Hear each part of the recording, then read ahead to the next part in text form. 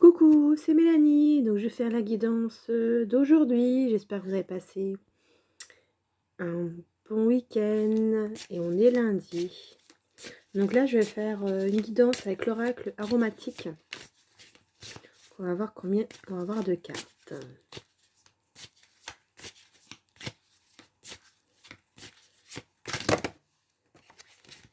Il y a tout qui tombe.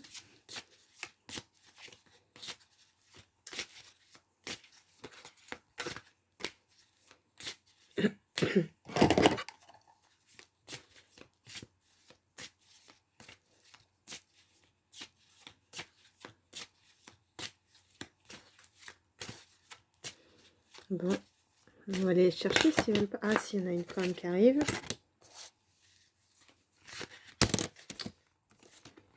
Peut-être pas quand même, hein.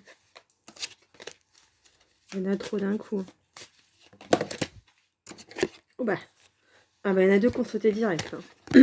Alors ça, si vous voulez pas me faire comprendre que c'est celui qui voulait. Donc il y en a trois aujourd'hui. Donc il y en a trois. Donc je laisse autant que vous voulez. Hein. C'est comme voilà. Alors aujourd'hui, en première, on va voir la lavande. Donc on parle de guérison. Donc je pense que c'est guérison de vos blessures que vous avez en général en ce moment. Alors ça peut être aussi guérison de maladie. On est vraiment là, on est vraiment au niveau de la sensation de la guérison. Elle est magnifique, vous voyez, à l'infirmière. Donc c'est vraiment... et c'est la lavande, tout ce qui est lavande. Alors après, je sais que la lavande, c'est... Ouais, il me semble que c'est une plante, c'est une fleur qui aide pas mal hein, au niveau de tout ce qui est guérison.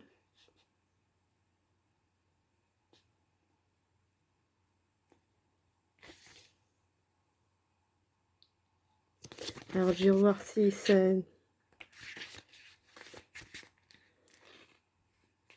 Là, on parle de guérisseur aussi. Ouais. De guérison, et c'est ce que je disais. Donc la lavande, c'est au niveau de tout ce qui est guérison, du coup. Guérisseur.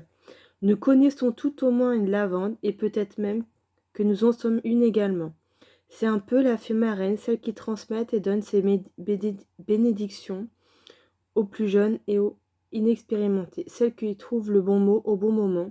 Pour soulager notre peine, il est bon de fréquenter une lavande qui peut être un homme et encore meilleur d'être une.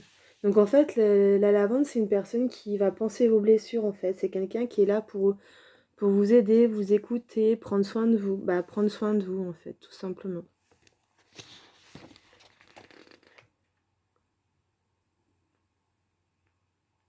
Et souvent, la lavande, c'est une guérisseuse, donc elle peut être infirmière, thérapeute ou secrétaire dans une grande entreprise.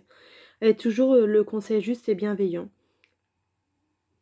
Donc souvent, elle va vous proposer des choses comme une tarte au citron, écouter un cinéma, ça va être... Elle est assez discrète. En fait, on va se rendre souvent compte de sa présence par le bien-être de son entourage. Elle aime aider et être une vraie sainte pour tous. C'est quelqu'un qui donne tout sans compter, je pense. C'est une personne qui a beaucoup de compassion, tout simplement. Donc couleur bleu lavande, pour la couleur. Après, on va avoir la pierre d'améthyste. On parle quand même bien que... Et ça va être le chakra coronal.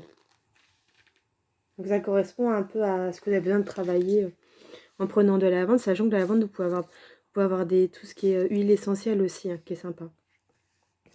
Donc pour la deuxième, c'est le romarin, c'est l'équilibre. Donc on vous parle quand même d'équilibre.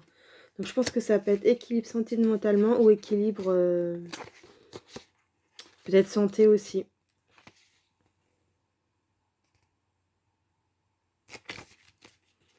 C'est vraiment ça au niveau...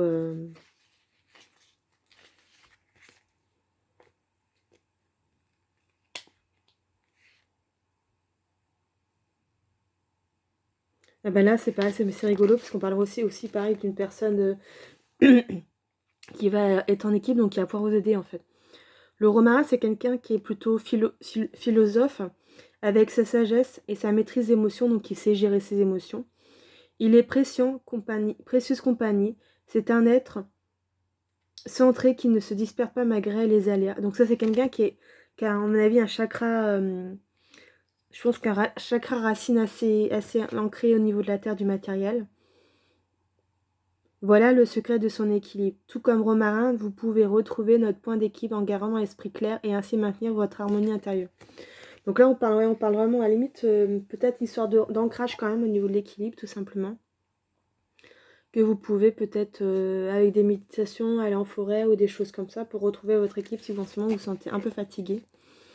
Et on parle de la couleur vert et gris, la pierre malachite pour la pierre.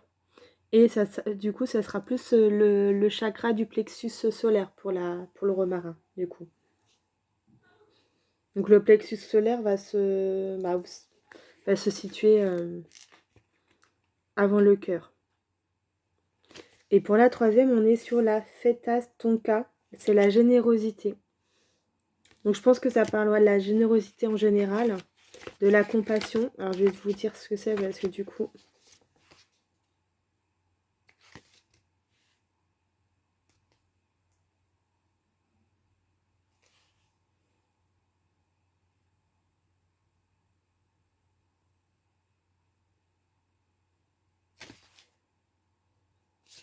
Alors la feuille...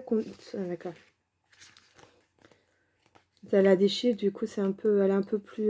ce thorax est un petit peu plus compliqué au niveau... mais je vais finir par le maîtriser.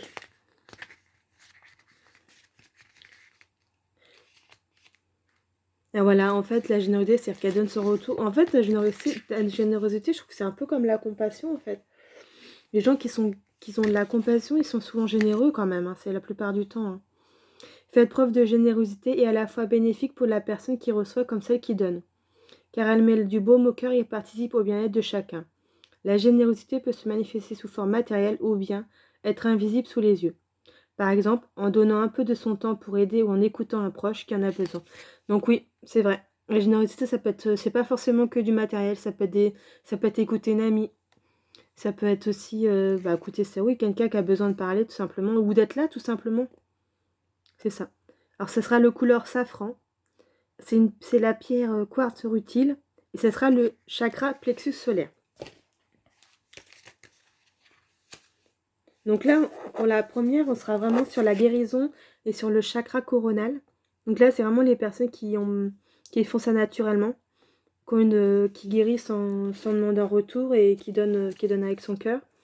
Là, on parle de l'équilibre, donc c'est quelqu'un qui a de bons conseils aussi, comme la première. Et là, on parle vraiment de générosité. Là, on parle vraiment des personnes qui... Alors, je pense que ces cartes sont sorties, c'est peut-être aussi pour dire que ce qu'on a besoin en ce moment, c'est un peu... déjà trouver son équilibre, sincèrement, au niveau de ça, je pense. Aussi, être généreux, parce que du coup, c'est ce qui manque de plus en plus. Et pouvoir aider les gens sans forcément demander un retour au niveau de la guérison. Donc, je vais vous faire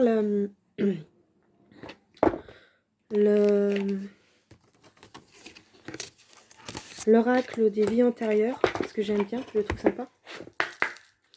Donc on va voir ce que ça donne, on va voir qui va travailler sur quoi.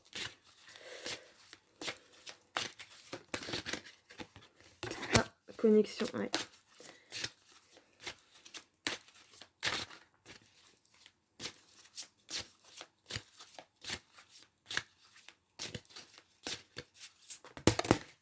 Il y a tout qui tombe.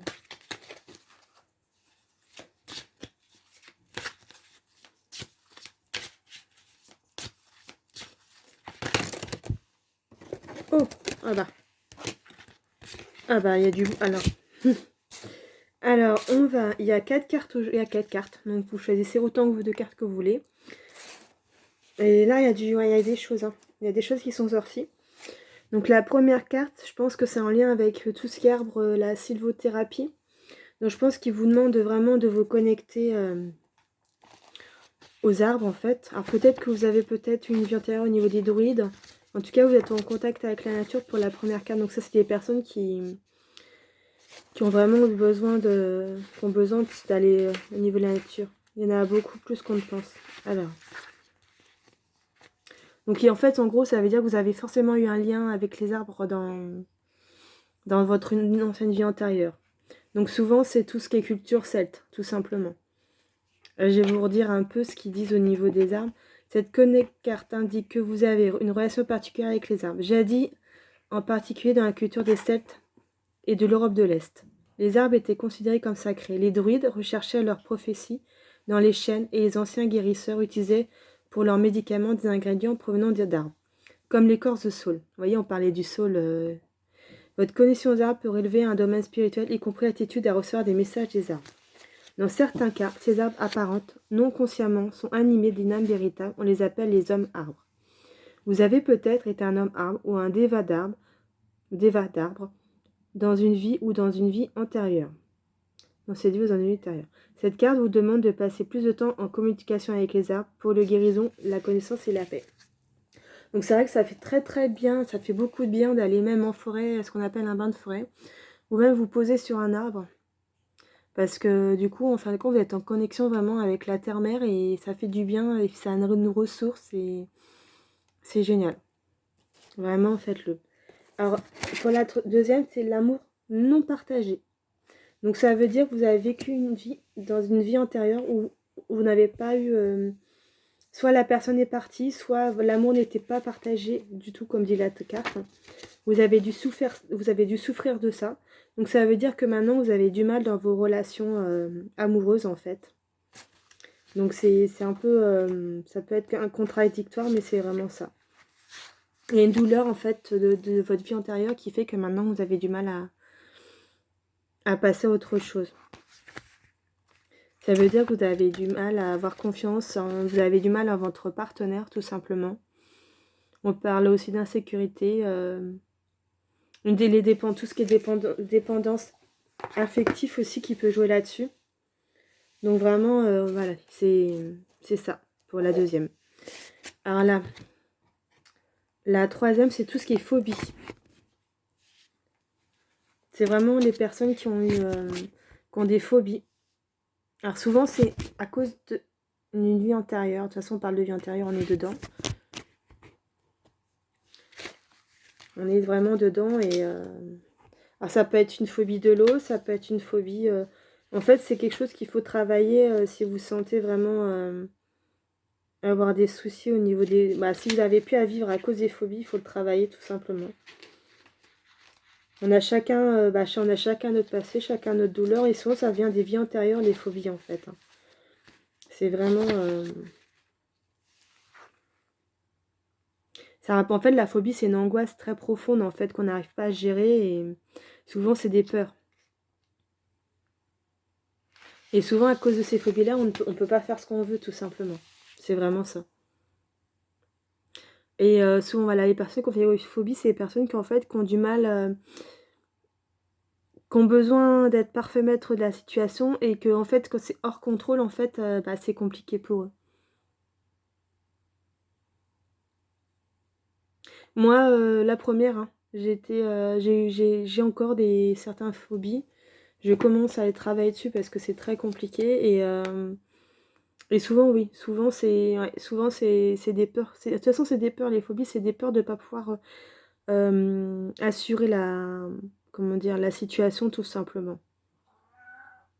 Donc je pense que c'est des choses qu'il faut qu'on... alors c'est compliqué, hein, parce qu'il y a certaines phobies, c'est très très compliqué à gérer. Mais je pense que quand c'est comme ça, il faut mieux aller voir quelqu'un pour vous aider. Parce que déjà, voir quelqu'un pour des soins ou quelqu'un qui est spécialisé dans les phobies, et voir ce que ça peut donner. Peut-être faire un soin qui désactive peut-être des mémoires de vos vies. Alors la quatrième, c'est pour tous ceux qui... C'est la galactique, en fait. Donc on parle vraiment des gens d'ailleurs, en fait. J'aime bien parce que du coup, on n'est pas tous... on n'est pas tous forcément réincarnés où on s'est réincarné, où on vient d'ailleurs et on s'est réincarné pour faire bouger les choses sur la Terre. Souvent les personnes en fait qui viennent, qui ont eu une réincarnation ici en fait, alors soit c'est la première fois que vous vivez sur cette planète,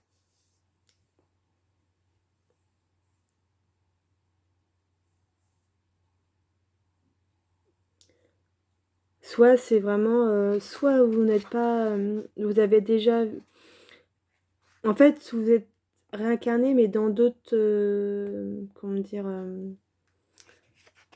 portails en fait. d'autres mondes tout simplement. Et là, en fait, si c'est la première fois, ça peut être compliqué pour vous parce que souvent, vous comprenez pas en fait la violence qu'on a, la violence physique, psychologique et émotionnelle par rapport aux personnes. Vous comprenez pas ça parce que vous n'avez pas vécu ça. Vous avez vécu souvent dans un endroit pacifique. Et souvent, on se sent pas à l'aise avec tout ce qui est technologie ou la thérapie. Ah oui, non, attendez. Non, en fait, les personnes qui vont venir de là-bas vont plus avoir du mal avec les relations, mais vont être à l'aise avec la technologie ou la thérapie énergétique.